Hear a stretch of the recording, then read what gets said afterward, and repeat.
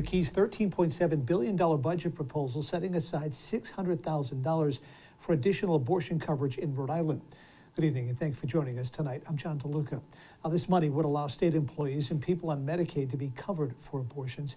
ABC 6 News reporter Daniel Coates has a story. Well, even with the overturning of Roe v. Wade nationally this spring, it's codified and protected here in Rhode Island. And with the proposed budget of Governor McKee just last week, that debate in the Ocean State continues to rage on.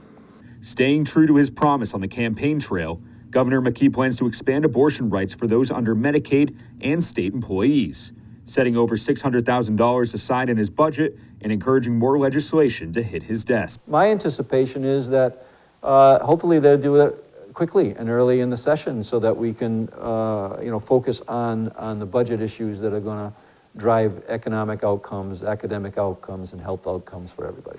The governor alluding to the Equality and Abortion Act that is in the House with a similar bill in the Senate, eliminating all bans on abortion coverage in the state.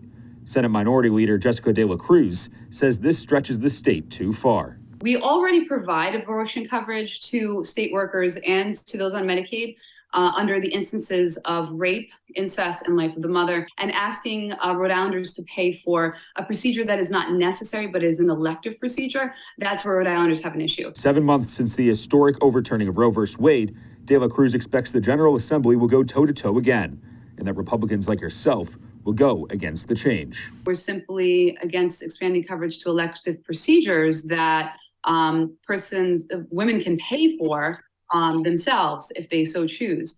And I hear it all the time. You can have your abortion, but don't ask me to pay for it. That is the sentiment I'm hearing. McKee's proposed budget still has to pass both the House and Senate with a 2/3 majority. Expected to be altered, Representative Edith Agello says this will once again stir the same debate that has raged across the country this past year. Who are we to say that the physical or mental health of that person and that person's family is more important than $600 and some thousand in our budget? In Providence, I'm Daniel Coates, ABC 6 News.